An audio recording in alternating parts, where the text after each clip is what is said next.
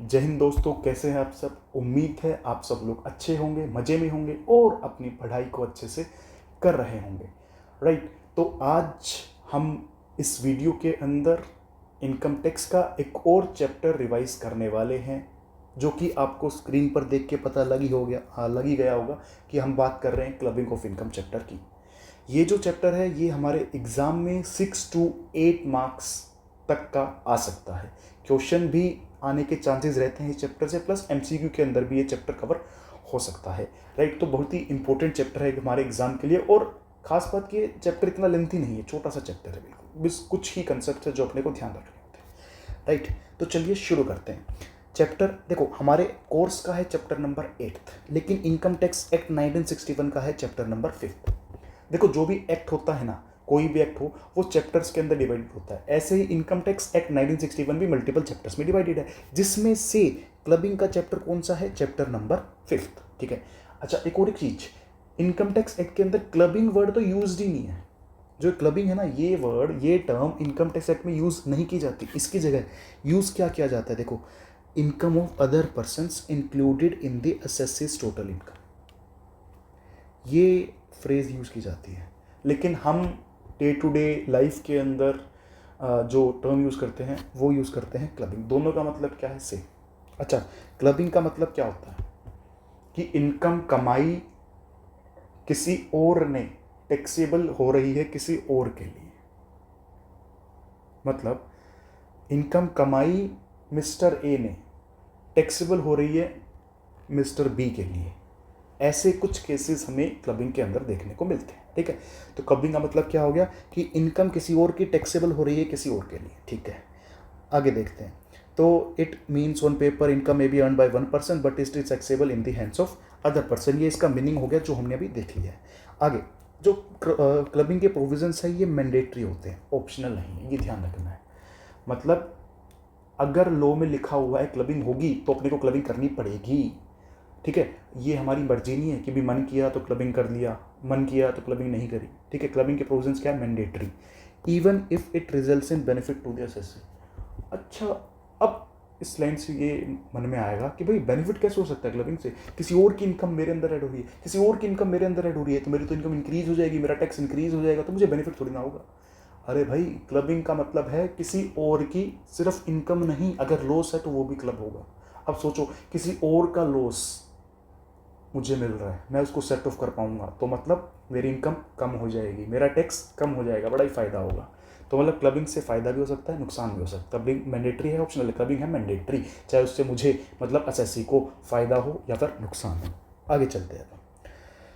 Provisions in this chapter, हमें ना इसके अंदर 4 ही सेक्शंस पढ़ने हैं। सेक्शन 60 से लेके 64 तक, 60, 61, 62, 63, 64, 60 से 63, 64, इनको मैंने 2 पार्ट में डिवाइड कर दिया। कैसे? देखो, 60 से 63 वाली जो सेक्शंस है ये सभी एसएससीज पे लगेंगे। 60, 61, 62, 63 सभी एसएससीज पे लगेंगे, इंडिविजुअल, एचयूएफ, फर्म, कंपनी, इन सब पे। 64 किस पे लग रहा है? सिर्फ इंडिविजुअल्स पे। ठीक है, सिंपल। तो पहले हम सबसे पहले स्टार्ट करते हैं सेक्शन नंबर 60। सेक्शन 60 क्या कहता है?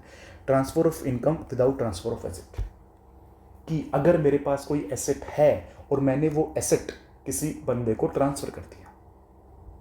कैसे ट्रांसफर किया? नहीं, सेक्शन 60 ध्यान रखना है, transfer of income without transfer of asset. मतलब मेरे पास एसेट है, लेकिन मैंने उस एसेट से जो मुझे इनकम हो रही थी वो किसी और को ट्रांसफर कर दी। एसेट मेरे पास ही है, एसेट का ओनर मैं ही हूँ, लेकिन इनकम सामने वाले को ट्रांसफर कर दी।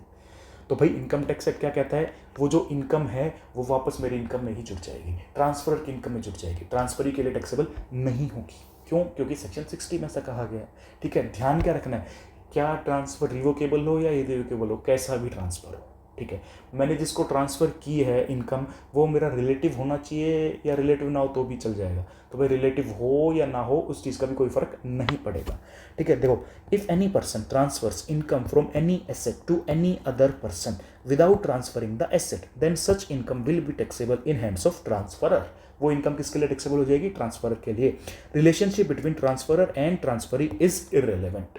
ट्रांसफरर और ट्रांसफरी के बीच में क्या रिलेशन है या नहीं है, वो चीज़ मैटर नहीं करेगी सेक्शन 60 के अंदर। और it is immaterial whether the transfer is revocable और इरिवोकेबल। तो सेक्शन 60 में कुछ मैटर नहीं करता, ट्रांसफर रिवोकेबल हो इरिवोकेबल हो, प्रोविजन तो क्लबिंग के लग ही जाएंगे। ठीक है, तो सिंपल सा था सेक्शन 60, ये हमने कवर कर लिया है और इसका यूज़ भी होता है क्वेश्चंस में। एक पर्सन है किसी ने जिसने प्रेफरेंस शेयर से मिलने वाला डिविडेंड किसी और को ट्रांसफ़र कर दिया, तो वो डिविडेंड वापस उसी पर्सन की इनकम में ऐड हो जाएगा। इस तरीके से कई जगह पे इस चीज़ का यूज़ हो सकता है। आगे हम देखते हैं सेक्शन 61। सेक्शन 61 देखो किस चीज़ की बात करता है, income arising from revocable transfer of asset. देखो ये सेक्शन 60 से कंप्लीटली डिफरेंट हो गया। कैसे? सेक्शन 60 में किस चीज़ का ट्रांसफर हो रहा था, इनकम का। 61 में किस चीज़ का ट्रांसफर हो रहा है, एसेट्स का। ठीक है, दूसरा सेक्शन 60 में ट्रांसफर कैसा होना चाहिए था, कैसा भी हो सकता है, चाहे रिवोकेबल हो या इरिवोकेबल हो, कोई फर्क नहीं पड़ेगा, लेकिन यहाँ पे ट्रांसफर कैसा होना चाहिए, रिवोकेबल। ठीक है, इसके साथ दो सेक्शंस अपने को और देखने हैं, 63 और 62। तीनों सेक्शन साथ में ये अप्लाई करने पड़ते हैं, इंडिविजुअली किसी सेक्शन को हम लेके नहीं चल सकते। ठीक है, तो 63 में क्या बताया गया है कि रिवोकेबल ट्रांसफर क्या होता है, मीनिंग ऑफ रिवोकेबल ट्रांसफर। 62 में क्या बताया गया है, समझने के लिए मान लो बताया गया है इरिवोकेबल ट्रांसफर, लेकिन वैसे 62 के अंदर है क्या, transfers where clubbing provision will not apply. ऐसे ट्रांसफर जिसमें क्लबिंग के प्रोविजन नहीं लगेंगे। क्लबिंग किस में लग रही थी, रिवोकेबल ट्रांसफर पे, तो किस पे नहीं लगेगी, इरिवोकेबल ट्रांसफर पे। ठीक है, तीन सेक्शन है, 61, 62, 63। 61 में क्या बताया गया, क्लबिंग लग जाएगी, क्लबिंग के प्रोविजन लगेंगे कब, जब रिवोकेबल ट्रांसफर ऑफ एसेट हुआ है। दूसरा 62 में क्या बताया गया, इरिवोकेबल ट्रांसफर क्या होता है। 63 में क्या बताया गया, रिवोकेबल ट्रांसफर क्या होता है। ठीक है, समझ गए। आगे देखते हैं, अब हम तीनों सेक्शंस के प्रोविजन देखेंगे साथ में। देखिए ये है हमारा ट्रांसफर, ये कह रहा है अपने आपको कि मैं कौन हूँ, मैं हूँ ट्रांसफरर। इसके पास एक घर था, इसके पास क्या था, एक घर था, एसेट था, और ये कौन है, ट्रांसफरी। ये कह रहा है देखो आई एम ट्रांसफरी। और यहाँ पर भी देखो ये सिमिलर चीज़ है जो सेक्शन 60 में लिखी गई थी। क्या है कि relation between transferor and transferee is इमैटेरियल, कि ये जो दोनों हैं, ये बंदे एक दूसरे के दोस्त हो, रिश्तेदार हो, नोन हो, अननोन हो, कुछ मैटर नहीं करता। ठीक है, तो इस बंदे ने, ट्रांसफरर ने ये एसेट ट्रांसफ़र कर दिया, किसको, ट्रांसफरी को ट्रांसफ़र कर दिया। तो देखते हैं रिवोकेबल है या फिर इरिवोकेबल है। अगर रिवोकेबल है क्लबिंग लगेगी, मतलब वो इनकम वापस ट्रांसफर में जुड़ जाएगी। अगर इरिवोकेबल है क्लबिंग नहीं लगेगी, इनकम किस में रहेगी, ट्रांसफरी में रहेगी। राइट, तो अब हम देखते हैं रिवोकेबल या इरिवोकेबल क्या होता है। रिवोकेबल का मतलब देखो पहले क्या है, transfer is considered as revocable if there is provision for retransfer of whole or any part of the asset or income to transferer directly or indirectly। क्या मस्त डेफिनेशन बना रखी। मतलब किसी भी ट्रांसफर को रिवोकेबल कब बोलेंगे, जब वो एसेट या उस एसेट से होने वाली इनकम होल या फिर एनी पार्ट वापस आ सकती है ट्रांसफरर के पास में, डायरेक्टली या फिर इनडायरेक्टली। खास बात क्या है, चाहे मैंने देखो किसी को एसेट ट्रांसफर किया, तो मैं सामने वाले पर्सन से वो एसेट वापस ले रहा हूँ। ठीक है, या तो पूरा का पूरा एसेट वापस ले रहा हूँ, या उस एसेट का कुछ पार्ट वापस ले सकता हूँ, या फिर उस एसेट से होने वाली सारी इनकम ले रहा हूँ, या उस एसेट से होने वाली कुछ इनकम वापस ले सकता हूँ। अगर इनमें से कुछ भी चीज़ है तो मतलब वो ट्रांसफर क्या बन जाएगा, रिवोकेबल। तो क्लबिंग के प्रोविजन लगेंगे। तो उसमें देखो क्या लिखा है, income from such asset will be included in the income of transferor. Right, clubbing के प्रोविजन लग जाएंगे, ट्रांसफर की इनकम टैक्सेबल हो जाएगी। ठीक है, आगे देखिए इरिवोकेबल। इरिवोकेबल कब क्या होता है, जहाँ पे ये कंडीशन सेटिस्फाई ना हो, मतलब कि मैंने किसी को एसेट ट्रांसफर किया, अब मैं उस पर्सन से वो एसेट या इनकम वापस नहीं ले सकता। कब तक, जब तक वो जिंदा है, जब तक ट्रांसफरी जिंदा है। मैंने उसको कहा भाई जब तक तू जिंदा है ना, तब तक ये एसेट, इस एसेट से होने वाली इनकम, ये सारी तेरी है, मौज कर। तो मतलब ये ट्रांसफर क्या होगा, इरिवोकेबल। मतलब उसकी डेथ के बाद में भाई अब मैं वापस ले लूँगा एसेट या इनकम, तो अब ये ट्रांसफर क्या बन जाएगा, रिवोकेबल। तो उसकी डेथ के बाद में क्लबिंग के प्रोविजंस लग जाएंगे। तो रीड करते हैं, देखो क्या लिखा गया है, a transfer is considered as irrevocable if it is not revocable during the life time of transferee. ये ध्यान रखना है, लाइफ टाइम ऑफ ट्रांसफरी है यहाँ पे, ट्रांसफरर नहीं। आगे, here clubbing provisions would not apply, income from such asset will be included in the income of transferee. ठीक है, ये चीज भी आपने देख ली कि when power to revoke arises, power to revoke कब अराइज हो रही है, आफ्टर डेथ ऑफ ट्रांसफर, सामने वाले की डेथ के बाद में। तो क्लबिंग के प्रोविजन उस टाइम पे लग जाएंगे। Right, simple. तो सेक्शन 60, 61, 62, 63 ये चारों सेक्शन हमने कवर कर लिया। अब एक ही सेक्शन बचता है, तो सबसे बड़ा सेक्शन है या फिर जो सबसे इंपॉर्टेंट है सेक्शन, वो है सेक्शन 64 इस चैप्टर के अंदर। सेक्शन 64 के अंदर अलग क्या था कि भाई जो पहले 4 सेक्शंस थे 60, 61, 62, 63, ये भाई किसी भी एसएससी के केस में लग सकते हैं, लेकिन 64 सिर्फ इंडिविजुअल्स के केस में लगेगा, राइट। आगे देखते हैं 64 जो सेक्शन है ना, इसको हमने 3 पार्ट के अंदर डिवाइड किया हुआ है। एक तो बात होती है स्पाउस की, एक हम बात करेंगे आगे जाके सन्स वाइफ की, या फिर इसको बोल सकते हैं डॉटर इन लॉ, या फिर हम बात करेंगे आगे माइनर चाइल्ड की, ठीक है। तो सेक्शन 60 के 3 पार्ट है, कौन कौन से, स्पाउस, सन्स वाइफ और माइनर चाइल्ड। अभी हम बात किसकी करते हैं, स्पाउस की, ठीक है। तो स्पाउस के अंदर भी 3-4 केसेस आते हैं, वो सारे केसेस हम आराम से देखते हुए चलेंगे। देखिए, income by way of remuneration from a concern in which individual has a substantial interest. वाह क्या बात करी है, income by way of remuneration from a concern in which individual has substantial interest. अच्छा ये देखिए, ये हम इस एग्जांपल से देखते हैं।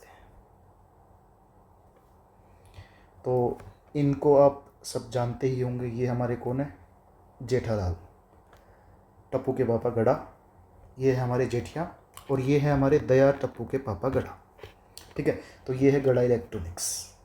तो जेठालाल का गड़ा इलेक्ट्रॉनिक्स के अंदर क्या है, सब्सटेंशियल इंटरेस्ट, क्योंकि भाई मालिक है, सोल प्रोप्राइटर है वो, ठीक है। और जेठालाल ने क्या करा, दया को गड़ा इलेक्ट्रॉनिक्स में काम पे रख लिया, ठीक है, एज अ मैनेजर या एज अकाउंटेंट।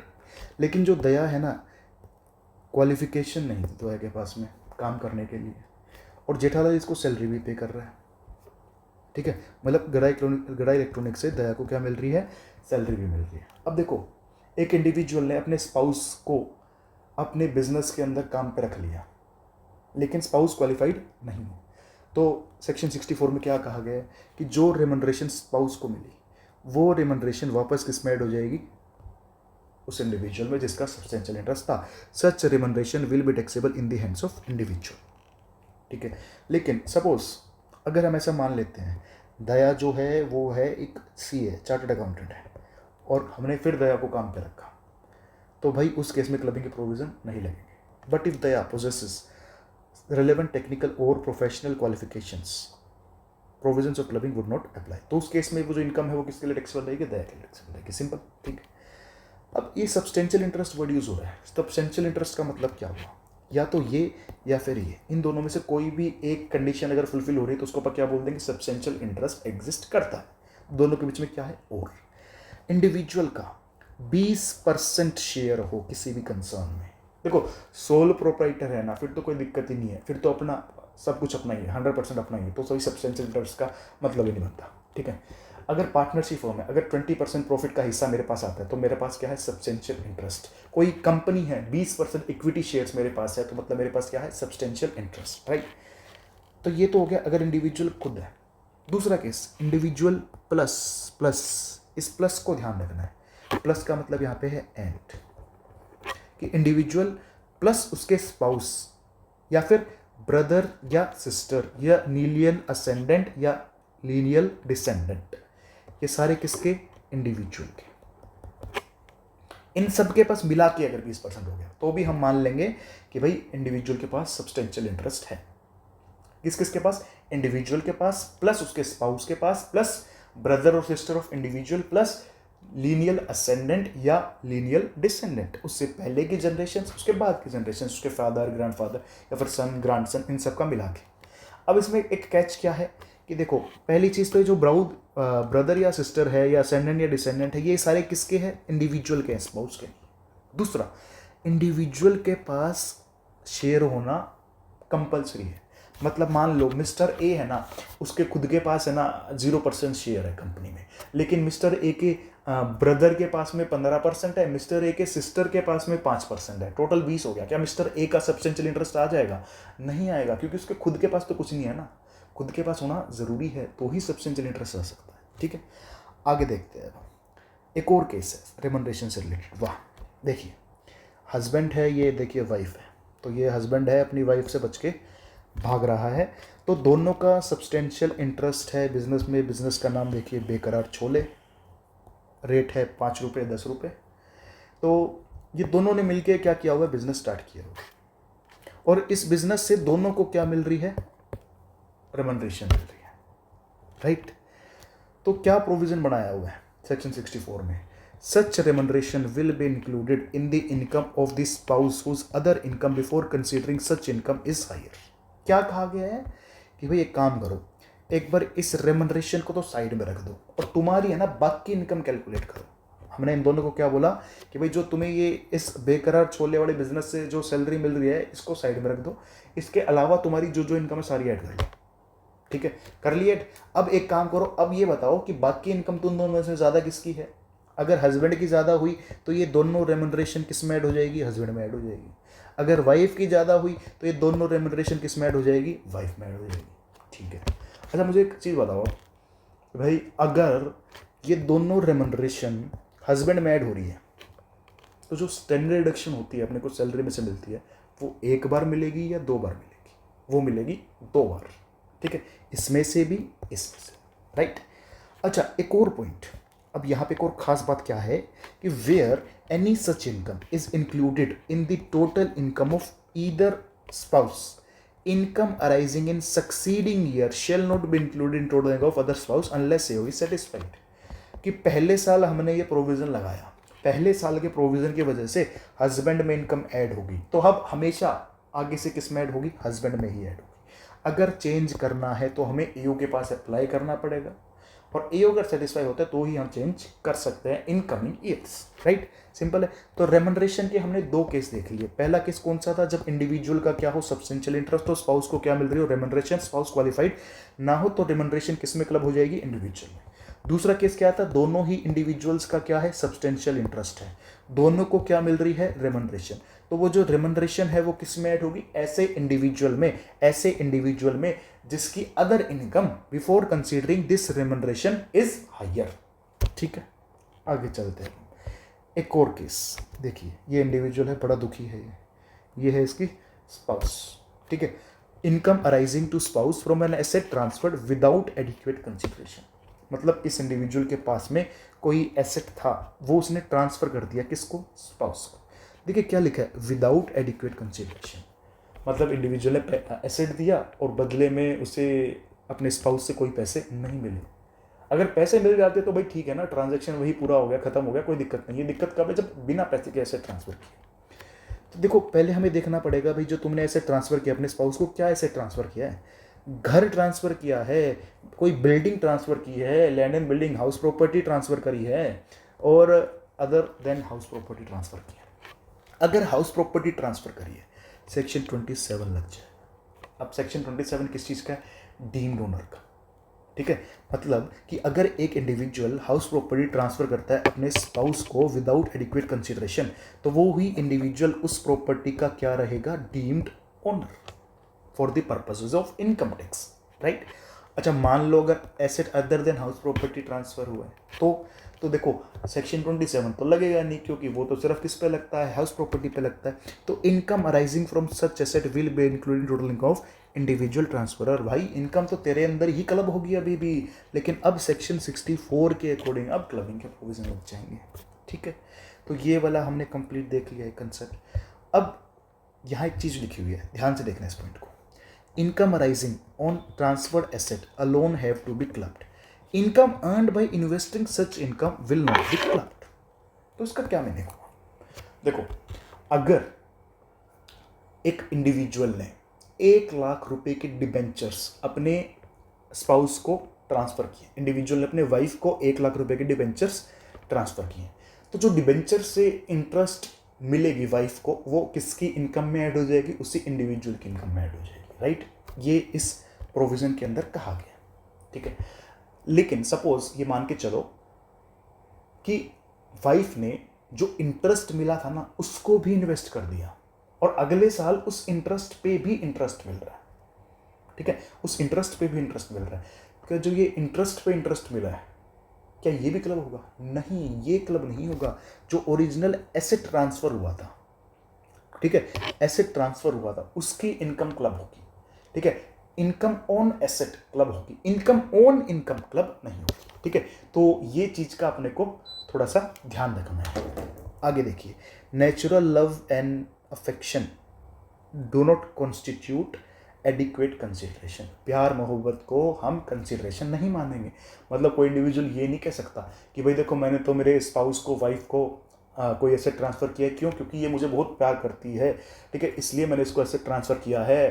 तो क्या इसको हम मान लेंगे एडिक्वेट कंसिडरेशन? नहीं, यहाँ पर पैसा चाहिए। कंसिडरेशन मतलब क्या होना चाहिए? पैसा, ठीक है।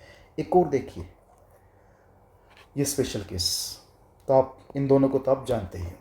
तो अपने चहल भाई ने कोई भी एसेट ट्रांसफ़र किया है धनाश्री को, क्या? या तो हाउस प्रॉपर्टी या फिर कोई भी और एसेट, ठीक है, in connection with an agreement to live apart. मतलब डाइवोर्स का केस है कि एसेट तो ट्रांसफ़र हुआ है, लेकिन अब से ये दोनों जो है वो अलग अलग रहेंगे, साथ में नहीं रहेंगे।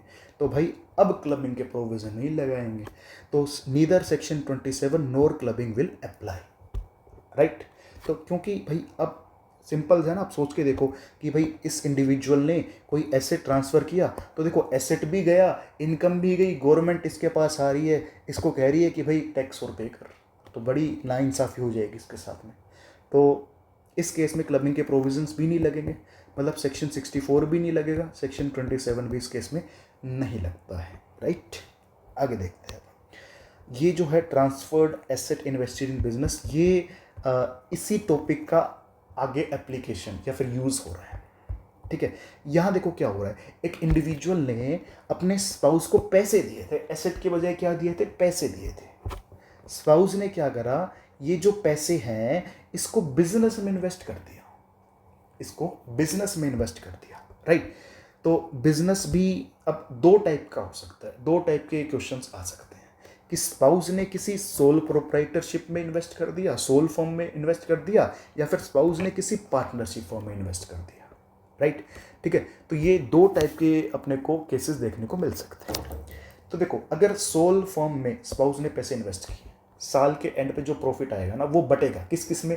भाई हम कहेंगे स्पाउस को, भाई देख जितना तेरा पैसा लगा हुआ था उतना प्रॉफिट तेरी इनकम में ऐड होगा, और जितना पैसा इंडिविजुअल से लुके, मतलब तेरे हस्बैंड से लेके, तेरे स्पाउस से लेके, तेरे वाइफ से लेके, जितना पैसा तूने बिजनेस में इन्वेस्ट किया था उतना पैसा उस पर्टिकुलर इंडिविजुअल में क्लब हो जाएगा, ठीक है।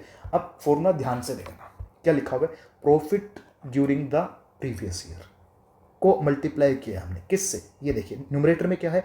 Capital contributed out of money received from spouse as on first day of previous year. कितना पैसा तुमने स्पाउस से लेकर बिजनेस में इन्वेस्ट किया है, लेकिन किस दिन की बात हो रही है? First day of previous year पे, प्रीवियस ईयर के पहले दिन, मतलब कि 1 अप्रैल को। अच्छा, तो मतलब अगर हमने 10 अप्रैल को पैसे लिए स्पाउस से और बिजनेस में इन्वेस्ट कर दिए तो भाई क्लबिंग नहीं लगेगी उस साल, तो अगले साल लग सकती है, क्योंकि उससे अगले साल में 1 अप्रैल को स्पाउस का पैसा लगा हुआ होगा, ठीक है। अब यहाँ पे ना एक चीज़ और ध्यान रखनी होती है कि मान लो हमने बिजनेस ही नया शुरू करा है, तो चैप्टर 1 में क्या पढ़ा था कि अगर नया बिजनेस शुरू करा है तो उस केस में प्रीवियस ईयर कब से स्टार्ट होगा? 1 अप्रैल से स्टार्ट नहीं होगा, उसमें कब से स्टार्ट होगा? जिस दिन बिजनेस स्टार्ट किया। तो क्लबिंग के प्रोविजन लग सकते हैं इन केस हमने साल के बीच में कभी बिजनेस शुरू करा है और उस दिन स्पाउस का पैसा भी लगाया था, ठीक है। और देखिए डिनोमिनेटर में क्या है? Total capital as on the first day of previous year, ठीक है। तो ये जो अमाउंट आएगी ये क्या है? क्लब हो जाएगी किसमें? इंडिविजुअल में, जिससे पैसे लेके स्पाउस ने बिजनेस में इन्वेस्ट किए थे, ठीक है। अब ये चीज़ है ना, देखो फॉर्मूले से इतनी अच्छी तरह क्लियर नहीं होगी, जब आप इसको प्रैक्टिकली क्वेश्चन से सोल्व करोगे तब ये ज़्यादा क्लियर होगी चीज़ें, ठीक है। तो will be clubbed in the income of individual. दूसरा केस, स्पाउस ने जो पैसे थे वो पार्टनरशिप फर्म में इन्वेस्ट कर दिए, ठीक है। तो भाई देखो, पार्टनरशिप फर्म से पार्टनर्स को 3 चीज़ें मिलती हैं: इंटरेस्ट, सैलरी, प्रॉफिट या लॉस का शेयर। इंटरेस्ट, सैलरी, प्रॉफिट या लॉस का शेयर। तो भाई प्रॉफिट या लॉस का शेयर जो होता है ना वो तो एग्जेम्प्ट ही होता है। अच्छा, मुझे कमेंट्स में ये बताइएगा कि जो पार्टनरशिप फर्म से पार्टनर्स को प्रॉफिट का शेयर मिलता है वो किस सेक्शन के अकॉर्डिंग एग्जेम्प्ट होता है, राइट, ठीक है। सेकेंड देखिए, रेमनरेशन। तो भाई देखो, रेमनरेशन मुझे मिल रही है, मैं किसी फॉर्म में पार्टनर हूँ, क्यों मिल रही है? क्यों? मैंने पैसा लगाया था इसलिए मिल रही है? नहीं, मैं काम कर रहा हूँ इसलिए मिल रही है। पैसा लगाने की वजह से तो इंटरेस्ट मिल रहा है, तो रेमनरेशन जो है वो क्लब नहीं होगी। मतलब किसी पार्टनर को अपनी पार्टनरशिप फर्म से रेमनरेशन मिल रही है, सैलरी मिल रही है, बोनस मिल रहा है, कमीशन मिल रहा है, वो क्लब नहीं होगा। हाँ, जो इंटरेस्ट मिल रहा है वो क्लब हो जाएगा, इंटरेस्ट ऑन कैपिटल। फॉर्मूला देखो सिमिलर है, जो ये फॉर्मूला था इसी से ड्राइव किया हुआ है। क्या है देखो फॉर्मूला ऐसा है, इंटरेस्ट ऑन कैपिटल, कि मैं एज अ पार्टनर मुझे टोटल इंटरेस्ट कितना मिल रहा है, ठीक है, डिवाइड बाय इनटू न्यूमरेटर में क्या आएगा, capital contributed out of money received from spouse as on first day of previous year, कि मैंने स्पाउस से कितना पैसा लेके पार्टनरशिप फॉर्म में इन्वेस्ट किया था first day of previous year को, वो डिवाइड बाय टोटल, मेरी टोटल कैपिटल कितनी थी first day of previous year पे। इस फॉर्मूले से जो अमाउंट आएगी वो किस में ऐड हो जाएगी, इंडिविजुअल की इनकम में, जिससे हमने पैसे लेकर बिजनेस में इन्वेस्ट किए होंगे, राइट। तो ये एक अपना कंसेप्ट हो जाता है transferred asset invested in business वाला। आगे चलते हैं हम, थर्ड जो केस आता है इंडिविजुअल के केस में, तो transfer of asset for benefit of the spouse.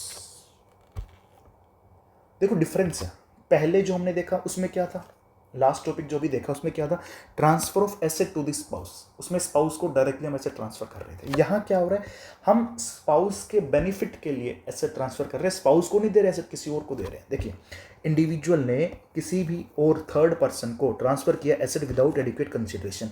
हमने क्या कहा है इस पर्सन को, भाई देख एसेट तेरे को दे रहे हैं लेकिन इनकम तुझे यूज नहीं करनी, तुझे ये इनकम हमारे स्पाउस के लिए यूज करनी है। Any person income from such asset used for benefit of spouse of individual, तो जो ये इनकम यूज हो रही है ना स्पाउस के लिए, वापस किसके लिए टैक्सेबल हो जाएगी, इस इंडिविजुअल के लिए। सच income will be included in the total income of individual transfer. ठीक है, सिंपल है, ये कवर हमने कर लिया। तो देखो सेक्शन 64 का फर्स्ट पार्ट अपना कंप्लीट हो गया। फर्स्ट पार्ट क्या चीज का था, clubbing of income arising to spouse. अब सेकंड पार्ट है clubbing of income arising to son's wife या फिर डॉटर इन लॉ। अच्छा, इसमें भी सिमिलर केसेस है जो कि स्पाउस वाले में थे, बस रेम्यूनरेशन वाला नहीं है, बाकी सारे ये सिमिलर है। देखो, income arising to son's wife from asset transfer without adequate consideration by father in law या फिर मदर इन लॉ। सिंपल सा एग्जांपल देखिए, तो ये हमने इंडिविजुअल लिया है मुकेश भाई को, मुकेश भाई ने राधिका को जो कि इनकी सन्स वाइफ है ट्रांसफर किया, क्या चीज़, हाउस प्रॉपर्टी या फिर कोई और एसेट विदाउट एडिक्वेट कंसिडरेशन। तो इस एसेट से जो भी इनकम सन्स वाइफ को होगी वो वापस किस में ऐड हो जाएगी, इंडिविजुअल में। Income from such asset will be included in the income of individual. Simple है। अब एक और चीज याद क्या रखेंगे अपने को, देखो जब स्पाउस के केस में चीजें ट्रांसफर हुई थी ना, तो वहां पे हाउस प्रॉपर्टी के केस में सेक्शन 27 लग रहा था, बाकी एसेट्स के केस में क्लबिंग के प्रोविजन लग रहे थे, सेक्शन 64 लग रहा था। लेकिन सन्स वाइफ के केस में चाहे हाउस प्रॉपर्टी हो चाहे कोई और एसेट हो, दोनों पे ही क्या लग रहा है, सेक्शन 64 लग रहा है, क्लबिंग के प्रोविजन लग रहे हैं। ठीक है, सिंपल है। आगे चलते हैं, ये देखिए इन दोनों को भी आप जानते होंगे, बड़े फेमस है, रसोड़े में कौन था। तो इंडिविजुअल ने पैसे ट्रांसफर करे किसको, सन्स वाइफ को, प्रोविजन लगेंगे सेम। सन्स वाइफ ने आगे क्या कर दिया, बिजनेस में इन्वेस्ट कर दिया। वही दो केस बनेंगे, बिजनेस कौन सा है, सोल प्रोप्राइटर है या पार्टनरशिप है, वही फॉर्मूला यूज होगा, जितनी इनकम बनेगी इंडिविजुअल की वो इसमें क्लब हो जाएगी। Clubbing provisions would apply as was there in case of spouse. ठीक है, तो दोबारा ये चीज़ हमारा रिपीट नहीं कर रहे हैं। आगे देखिए, ये भी केस हमने देखा था, transfer of asset for the benefit of son's wife. वहां हमने देखा था transfer of asset for the benefit of spouse, यहाँ पे सन्स वाइफ। तो ये हमारे अमित भाई है, अमित भाई ने क्या करा है, कुछ एसेट ट्रांसफर किया है किसको, ये हमारे सलमान भाई को। ठीक है, और इन्होंने क्या कहा है कि भाई तुझे ये जैसे जो एसेट हम दे रहे हैं, तुझे पैसे दे रहे हैं, खुद के लिए नहीं दे रहे, तेरे को यूज़ करने किसके, ये अमित भाई की सन्स वाइफ के लिए। तो income from such asset used for the benefit of son's wife, तो जितना इनकम यहाँ पे यूज़ हो रही है वो किस में ऐड हो जाएगी, वापस इंडिविजुअल के अंदर। सच income will be included in total income of individual transfer. ठीक है, तो ये हमारे दो अभी पार्ट कवर हो चुके हैं, कौन कौन से, एक तो स्पाउस वाला और एक सन्स वाइफ। थर्ड हमारा जो है वो हम स्टार्ट करते हैं, वो कौन सा है, क्लबिंग ऑफ माइनर्स इनकम। ठीक है, माइनर कौन सा, चाहे माइनर सन हो या माइनर डॉटर हो, चाहे मैरिड हो या फिर अनमैरिड हो।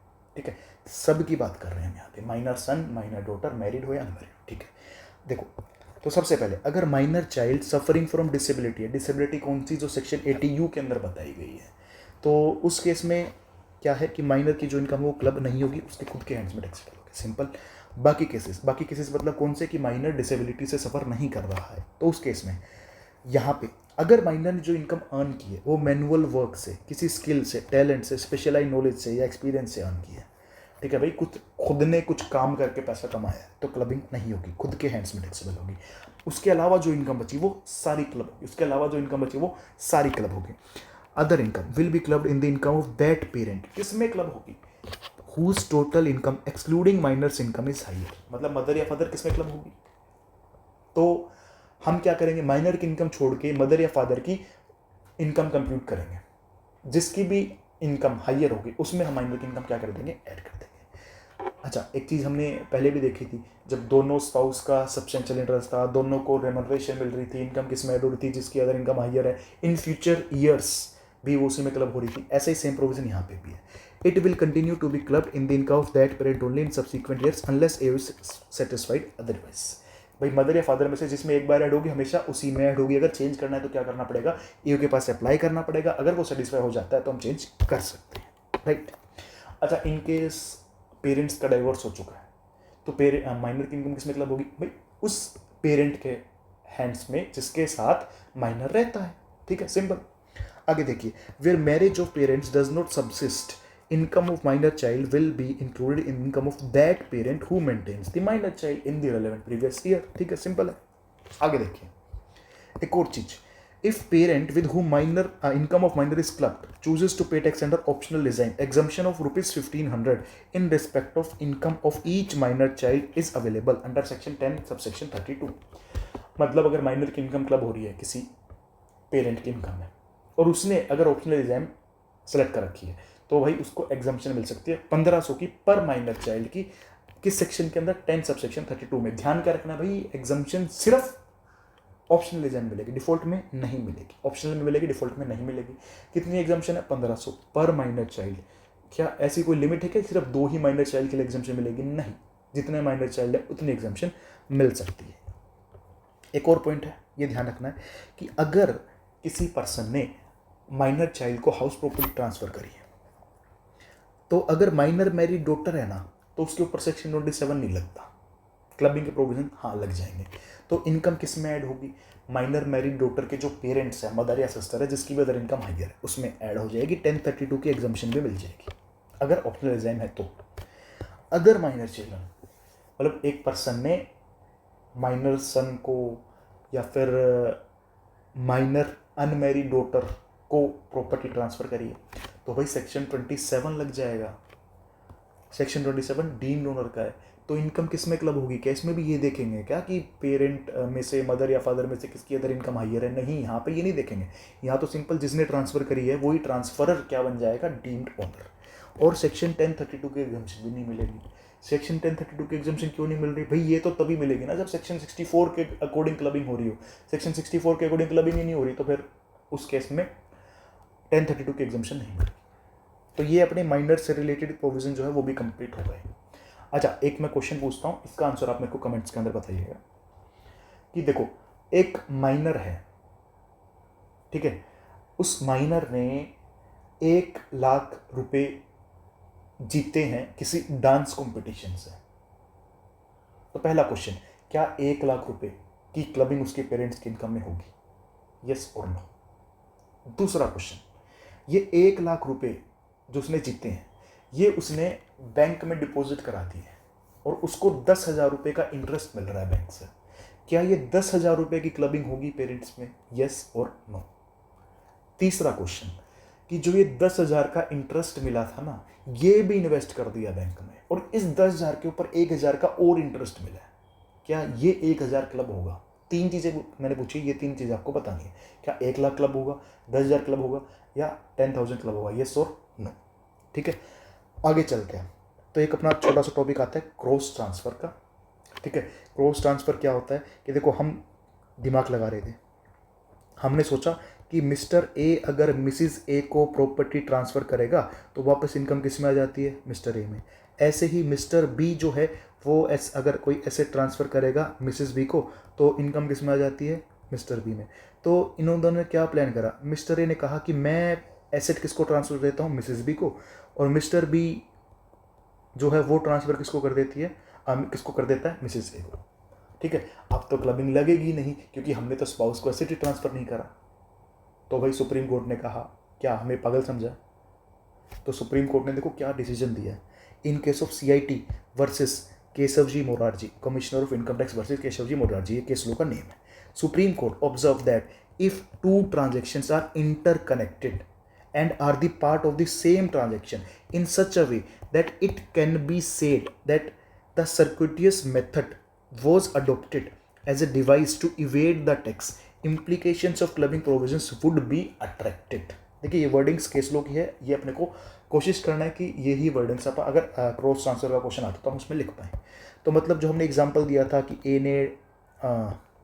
ने प्रॉपर्टी ट्रांसफ़र कर दी मिसेस बी को और बी ने ट्रांसफ़र कर दी मिसेस ए को, तो उस केस में क्या होगा, मिसेस बी को जो इनकम आ रही है वो बी के लिए टैक्सेबल हो जाएगी, मिसेस ए को जो इनकम अर्न हो रही है वो ए के लिए टैक्सेबल हो जाएगी, लेकिन सिर्फ जो कॉमन अमाउंट होगी ना, जितनी अमाउंट तक कोर्ट ट्रांसफ़र है उतने ही अमाउंट की इनकम पे क्या लगेगी, क्लबिंग लगेगी, राइट।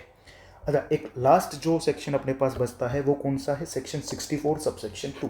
देखिए इस सेक्शन में क्या कहा गया है, conversion of self occupied property into property of HUF, कि भाई किसी बंदे के पास कोई प्रॉपर्टी है, ठीक है, कोई घर है और वो घर उसने किसके नाम पे ट्रांसफ़र कर दिया, अपनी HUF के नाम पे ट्रांसफ़र कर दिया, ठीक है।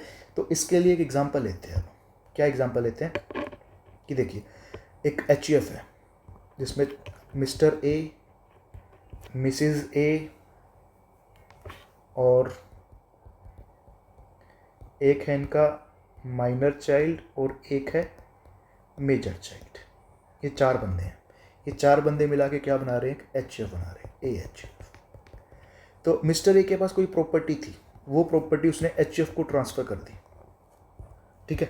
तो देखिए पहला वाला पॉइंट है ना, वो रीड करना, क्या लिखा गया कि where an individual converts his individual property into property of HUF otherwise than for adequate consideration. देखो ये फर्ज हर जगह देखने को मिलती है, क्योंकि भाई अगर पैसे है तो भाई फिर तो दिक्कत ही नहीं है ना, कोई दिक्कत कब है, जब बिना पैसे के ट्रांसफर हुआ है। Income from such property will be included in the total income of individual.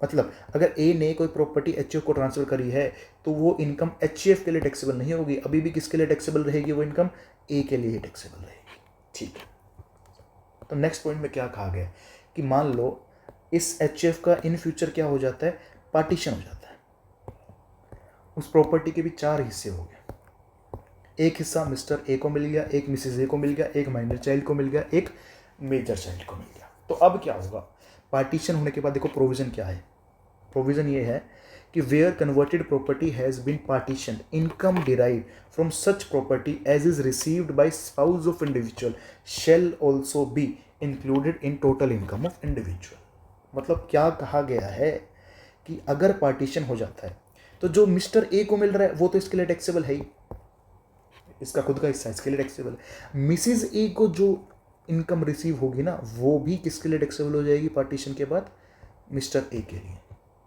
अच्छा, मेजर चाइल्ड वाली पे कोई रूल नहीं लगेगा, माइनर पे हाँ रूल लगेगा, सेक्शन 64(2) वाला नहीं, नॉर्मल माइनर वाले प्रोविजंस लगेंगे।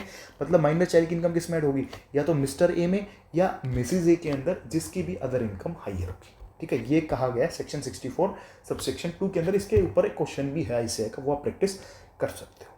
तो इसके साथ हमने अराउंड 40 मिनट्स के अंदर जो क्लबिंग वाला चैप्टर है वो कम्प्लीटली और बहुत ही अच्छे से रिवाइज कर लिया है। इसके बाद अब जो रिमेनिंग क्वेश्चंस है इसके सारे वो अच्छे से प्रैक्टिस कर सकते हैं। दैट्स इट, ये वाला चैप्टर जो है बहुत ही अच्छे से कवर हो जाएगा, राइट। तो आज के लिए इतना ही, मिलते हैं अब अगली वीडियोज़ के अंदर।